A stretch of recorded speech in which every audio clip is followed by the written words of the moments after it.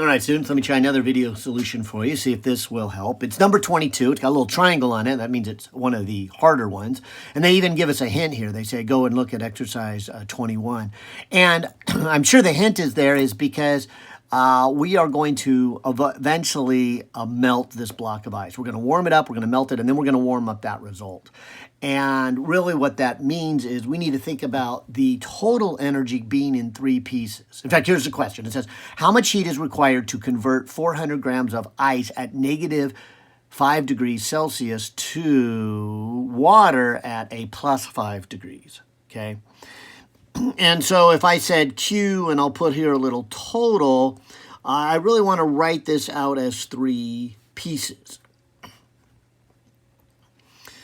Because this first piece, I will say we are going to be warming the ice. That is to bring it from negative 5 degrees to 0 degrees.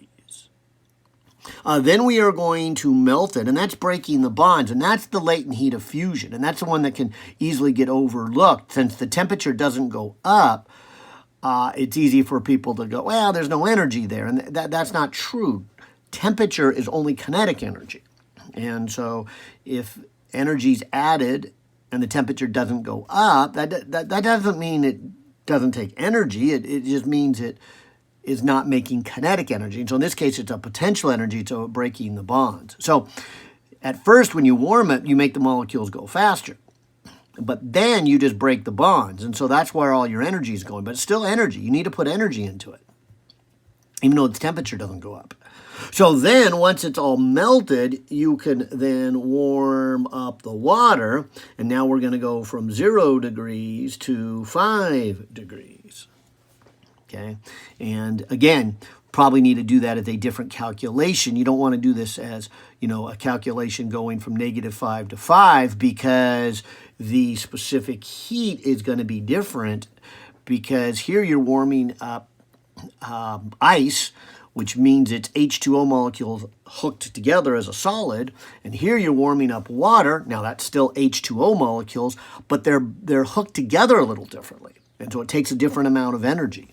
So that's why we need these three pieces. All right, so we're warming it up, so that would be an MC delta T. We are breaking bonds, or the latent heat of fusion, so that would be the mass times the latent heat of fusion, which is listed as the amount of energy to break 1 gram of the material. And then we're going to warm it up again.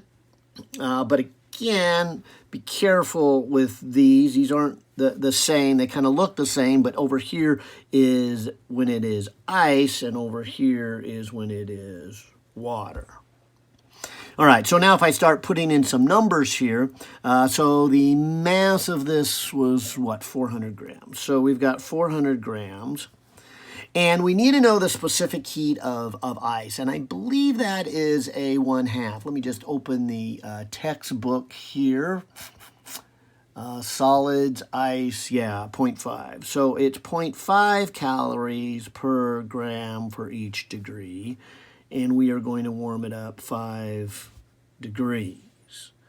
In fact, let me take this as a moment to compare that to this term, which looks a lot like it, but it's the water term, and it would also be still 400 grams because it's the same number of molecules, but the specific heat for water is 1 calorie per gram.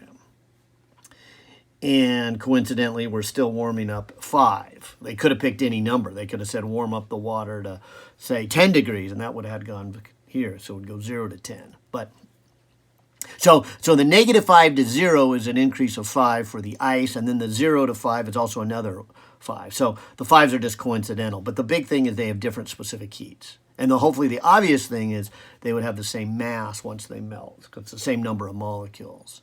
Now over here we need to go to table 2. Where's table 2? Here we go. And find out what is the latent heat of water. Where's water? Oh, there it is. And so the latent heat is, and they give it in, that's joules. Okay, let's do calories. Rounds to an 80. So let's call this 80 calories per gram. And there are 400 grams. So now I can grab the calculator to figure out the total energy. So 400 times 1/2 times a 5 makes 1,000 calories to warm up the ice.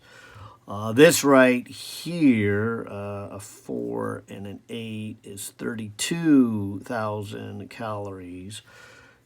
And let me just check the units. Yeah, calories. I should have checked the units here. Yeah, calories. Okay. So 32,000 to melt it. And then here, a 4 and a 5 makes a 20, and then 2 zeros, and the units come out to be calories. So by far, the majority of the energy is right here, the 32,000 to break the bond. So which, as you know, playing with ice or using ice, especially on a warm day like today, you like that ice. It takes a lot of energy to melt the ice. And so you have a cup of ice, and it takes a while before it will melt. And your water would warm up much faster. But a cup of ice will take a long time because it takes a lot of energy. And so you can chew on the ice, have the ice for a half hour or so. And so that's kind of nice. Anyways, looks like that total here is 35,000 calories. So there's the answer. Hope that helps.